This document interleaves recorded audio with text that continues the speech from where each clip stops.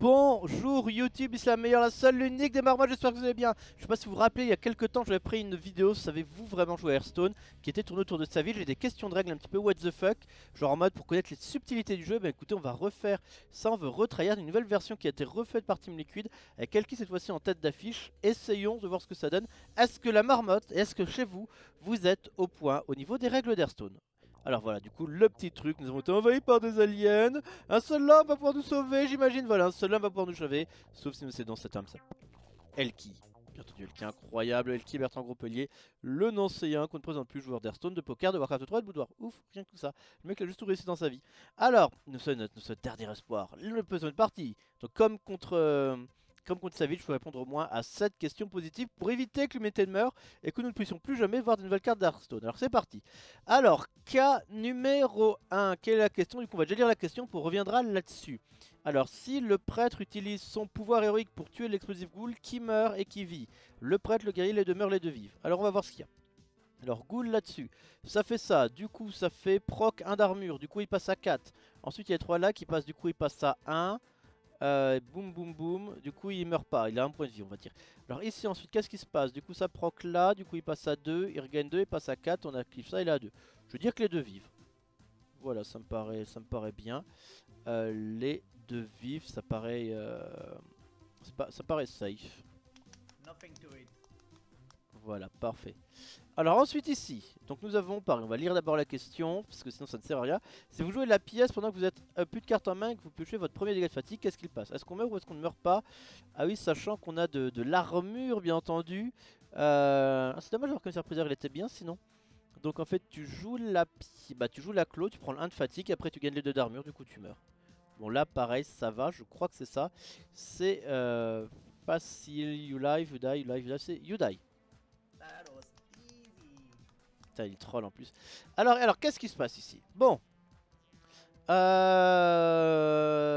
que ça, what the fuck. Alors, sachant que vous ne jouez pas Sacred Trial, donc c'est-à-dire qu'on a les 5 autres secrets paladins.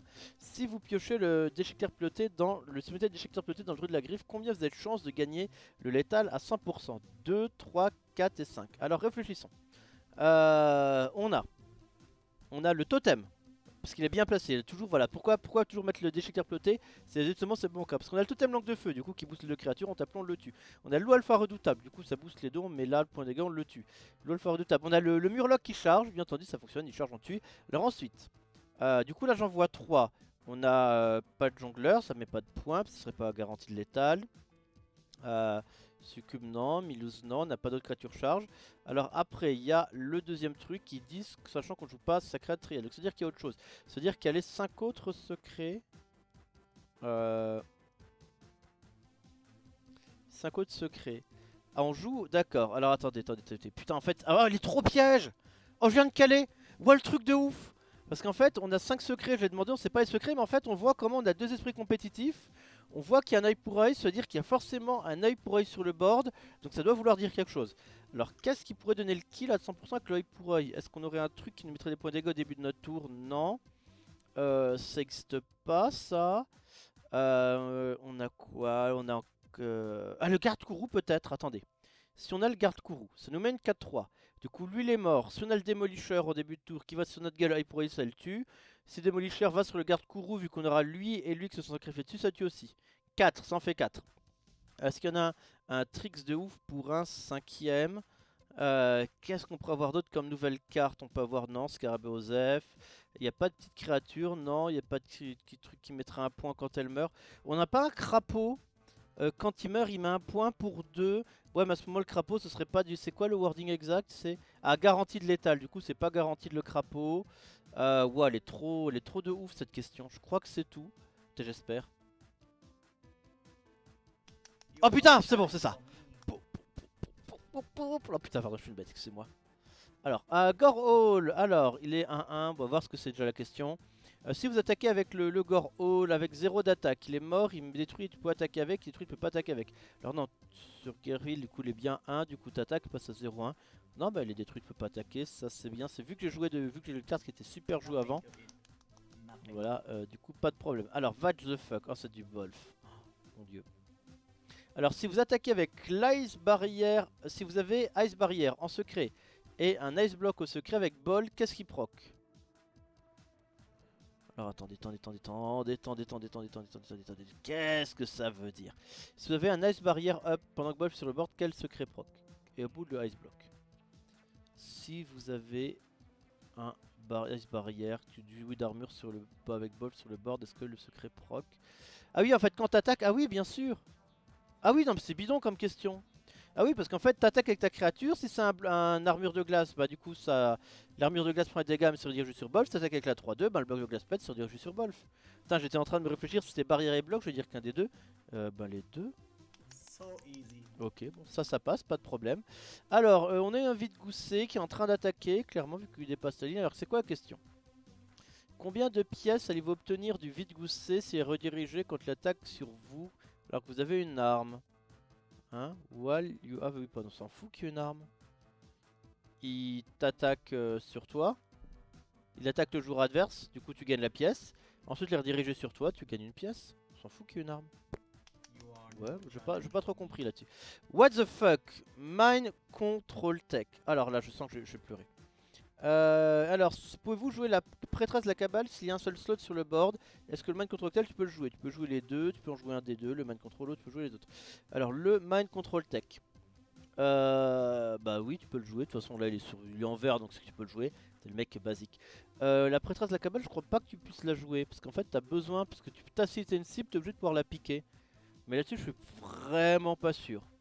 C'est vraiment une chance sur deux. Mind Control Tech, tu vas en voler une, ouais, l'autre. On va en dire une chance sur deux, allez. Voilà, je veux dire que tu peux jouer le Mind Control et pas l'autre. Mind Control Tech, hein, je dis ça uniquement parce qu'il est en vert en plus. parfait. Oh, petit accent français, la chatte. Oh là là là là, ça, alors là je suis en PLS. Alors cette question, mais what the fuck ce board, mais ça arrive même pas et tout le monde a la fatigue bien sûr. Alors avec le pouvoir héroïque et l'âme combiné, est-ce que le shaman ennemi, player... What? Attendez, déjà c'est en anglais je comprends pas. Quel héros pouvoir et arme combiné DAS le shaman adverse récupère au cas où la Jaraxxus de sa main en disant que le... Waouh, attendez. Alors, donc imaginons... alors, qu'est-ce qu'il récupère? Imaginons qu'il joue Jaraxxus de sa main. Ok, donc attends, il joue Jaraxxus. Voilà, donc là le joueur shaman joue Jaraxxus. Et ensuite, on dit que le couteau va sur le Dreadsteel, qui ensuite fait double couteau qui tue Tyrion. Oh la vache, alors attendez. Alors, le plan, il dit le shaman joue Majordomo. Du coup, t'as un couteau qui va sur un Dreadsteel, qui revient en jeu, et le double couteau tue Tyrion et Executus. Et du coup, ça demande qu'est-ce qu'il récupère comme pouvoir héroïque et comme arme. Eh ben, j'ai envie de dire, j'en sais rien du tout. On va quand même essayer de réfléchir. Alors, donc, du coup, on sait pas qui arrive en premier, bien sûr. On va dire, je sais pas, moi, que du coup, ça arrive. Tu joues Jaraxxus, je joue Jaraxxus, Seigneur Eldar, les joueurs d'armes, du coup, c'est un serviteur. Du coup, t'as l'arme qui est 3-15, t'as le pouvoir héroïque. Ensuite, bah, je veux dire que t'as ça plus ça. Moi je veux dire que t'as l'arme de Tyrion et Die Insect. Alors Die Insect, Ashbringer. No good. Alors c'est quoi la Answer? Alors le jongleur vont fonctionner avant que Jaraxxus arrive le bord. D'accord. Ok, donc en fait ça change rien, on s'en fout. Jaraxxus il reste comme il est. Bah là du coup j'apprends complètement quelque chose. Allez, ça c'est encore le truc what the fuck pour l'avant-dernière question. Si le Vengé est triggered et déclenché à cause de l'embûcheur, de la mort de l'embûcheur d'Anibarak, peut-il provoquer et être redirigé ou est-ce qu'il restera toujours actif? Alors, attends. Si le Vengé est déclenché suite à la mort de l'embûcheur, est-ce qu'il proc quand le carte qui est redirigé dans sa main ou est-ce que ça active toujours sur la carte active? Donc en fait, il meurt. Il y a Vengé qui proc. Alors qu'est-ce qui proc en Vengé en premier? Bah, je dirais que c'est pas ordre d'apparition. Du coup, l'ordre d'apparition, c'est le Vengeur qui revient en deuxième. Du coup, on fait d'abord la nupe et après l'autre. No, he can't. Ah bon? Oops. Ah bon, le Vengeur va activer avant. D'accord, du coup, une chance sur deux. Ok. Donc, le Vengeur va activer avant le Death Rattle. Donc, 50-50. Ok, autant pour moi. Petit brain fart. Et dernière question. Alors, si l'ennemi attaque sur une abomination, combien d'explosions y aura-t-il assumant qu'il y a une rédemption? Sony Secret Left is another rédemption. Ok. Le mode scientiste est joué avant les abominations. Ah bah du coup c'est joué avant les abominations. Bah du coup on a vu que les secrets proc avant les râles d'agonie. Du coup tu tapes une. Ça fait une explosion. 2, 3. 3. Ah bah non c'était 4. Bah oui, 4-1, puis une autre, bah, c'était 4 explosions. Ouais, bon. Bon, bah, voilà, logique que c'était 4, bien sûr. En fait, si on fait la première, une explosion, deuxième abomination, j'ai oublié la deuxième abomination, puis le rédemption qui arrive, troisième et quatrième rédemption. Ok, tout est fait dans l'ordre, on tue les 4. Bon. Et du coup, est-ce qu'on a sauvé l'univers? Ah, on a sauvé la planète. Allez! Est-ce que c'est pas la classe? Est-ce que c'est pas la classe? Oui, pourquoi? Parce qu'en fait, une référence à Elki qui portait un cosplay de Malganis à la BlizzCon, bien entendu. Il est chou comme ça, voilà. Bon voilà, donc on a aidé Elki à sauver le monde. En tout cas, j'espère que cette petite vidéo vous a plu, que vous avez appris des choses sur Hearthstone. Peut-être que les 3 erreurs que j'ai fait à la fin, vous ne les aurez pas faites. Peut-être que vous aurez fait des erreurs avant.